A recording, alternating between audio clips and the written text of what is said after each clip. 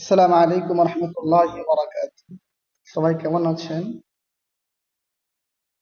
আজকের আমাদের আলোচনা হচ্ছে আমরা কিভাবে বিশুদ্ধভাবে কোরআন তেলাওয়াত করতে পারি সেই বিষয় সম্পর্কে। আসলে বিশুদ্ধভাবে কোরআন তেলাওয়াত করতে হলে আমাদের তিনটি জিনিস জানতে হবে। যদি এই তিনটি জিনিস আমরা আয়ত্ত করতে পারি, আলহামদুলিল্লাহ আমরা খুবই সহজে বিশুদ্ধভাবে কোরআন তেলাওয়াত করতে আমরা সক্ষম হব।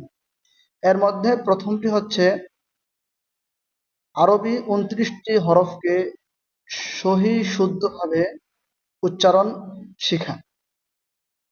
এরপরে দ্বিতীয় হচ্ছে কোথায় টান হবে এবং কোথায় টান হবে না সেটা আয়ত্ত করা। আর সর্বশেষ ৩ নাম্বার হচ্ছে কোথায় গুণনা হবে কোথায় গুণনা হবে না এটা জানা। যদি আমরা এই তিনটা জিনিস জানতে পারি তাহলে আমাদের কোরআন তেলাওয়াতের অধিকাংশটাই সঠিক বিশুদ্ধ হয়ে যাবে। তো আমরা আজকে যেই বিষয়টা দ্বিতীয় টান দেওয়া সেটা শিখব, যে কোথায় টান হবে আর কোথায় টান হবে না। তো প্রথমত আসলে টান তিন প্রকার। একটা হচ্ছে একালিফ টান, আরেকটা হচ্ছে দুই আলিফ টান, আরেকটা হচ্ছে তিন আলিফ টান। তো দুই আলিফ সরি প্রথম হচ্ছে একালিফ টান, এরপর হচ্ছে তিন আলিফ, এরপর হচ্ছে চার আলিফ, দুই আলিফ টান। তো আজকে আমাদের আলোচনা হবে একালিফ টানের প্রথম অংশ, সেটা হচ্ছে মধ্যে হরফ অর্থাৎ, আর এটাই বেশি প্রয়োগ হয় কোরআনে। অধিকাংশ টান এর উপর ভিত্তি করে। সেটা হচ্ছে, আমরা একটু স্ক্রিনে তাকাই, এখানে লেখা আছে মদ্যের বিবরণ। মদ মানে টানা, মানে টানার বিবরণ, টানার আলোচনা, মানে কোথায় টান হবে। মদের হরফ তিনটি, জবরের বাম পাশে খালি আলিফ মদের হরফ। দেখেন এখানে বলা হয়েছে জবরের বাম পাশে, অর্থাৎ যদি কোনো হরফের উপরে জবর থাকে, এর বাম পাশে একটা আলিফ থাকে, যে আলিফটা এর মধ্যে জবরও নেই, জেরও নেই, পেশও নেই, সেটাকে বলা হয় খালি আলিফ। তো যদি জবরের বাম পাশে জবর জের পেশ ছাড়া এমন আলিফ থাকে তাহলে সেই জায়গায় টান হবে, সেটাকে বলা হয় মদের হরফ। দ্বিতীয় হচ্ছে পেশের বাম পাশে জজমুল ওয়াও মদের হরফ। মানে এই যে এখানে পেশ ১২ পেশ আছে, এরপরে জজমুল ওয়াও। জজমুল ওয়াও বলতে এমন একটি ওয়াও যার উপরে জজম থাকবে, সেটাকে বলা হয় জজমলা ওয়াও। দেখেন এখানে এই যে তার উপরে পেশ, এর বাম পাশে জজমলা ওয়াও আছে, অর্থাৎ এমন ওয়াও যে ওয়াও এর মধ্যে কি আছে, জজম আছে। তো এরকম যদি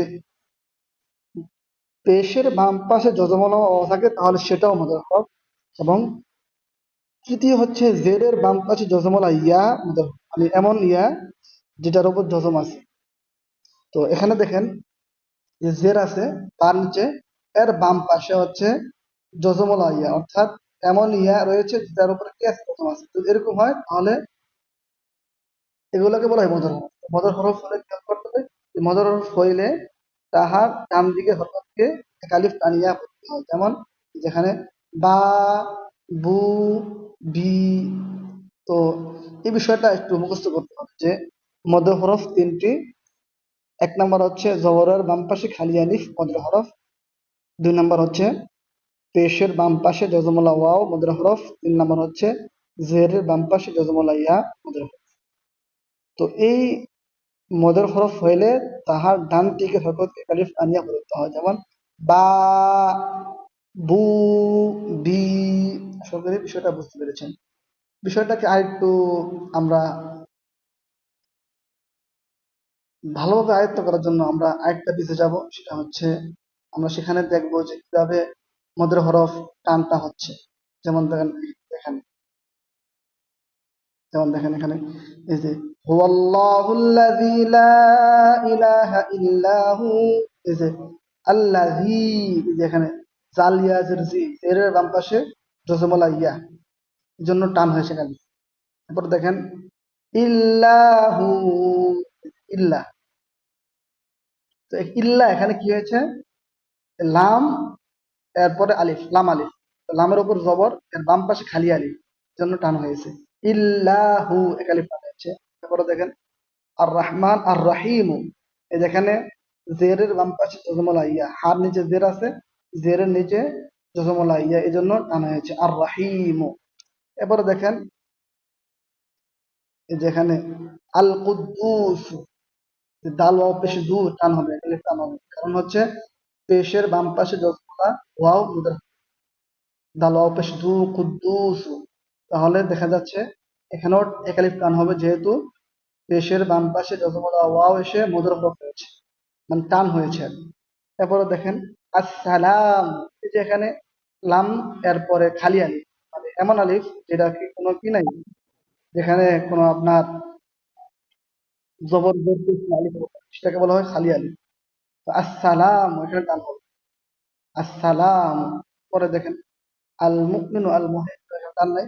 এই যে আল আজিজ, আল আজিজুর মধ্যে টান হবে, কারণ হচ্ছে এই যে এখানে দেখেন জেরের ধা, ধানে যে জের আছে, জেরের বাম পাশে জজমলা ইয়া, আল আজিজু, আল আজিজু টান হবে। তারপরে আল জাব্বার, ঠিক আছে, বা, বারো তো জবর, এরপরে কি আলিফ, খালি আলিফ, টান হবে আল জাব্বার। তো আসলে আশা করি বিষয়টা আপনারা বুঝতে পেরেছেন, কোথায় টান হবে কোথায় টান হবে না, অর্থাৎ মদের হরফের যে প্রথম আলোচনাটা সেটা আপনারা বুঝতে পেরেছেন। তো আলহামদুলিল্লাহ, এভাবে আমি ধারাবাহিকভাবে আমাদের ক্লাস দেব। যারা ক্লাসগুলো করতে চান তাহলে আমাদের যে পেজ আছে, ফেসবুক পেজ, সেখানে আপনারা নিয়মিত চোখ রাখবেন, ফলো করবেন, তাহলে আপনারা পাবেন। আসসালামু আলাইকুম ওয়া রাহমাতুল্লাহি ওয়া বারাকাতুহু।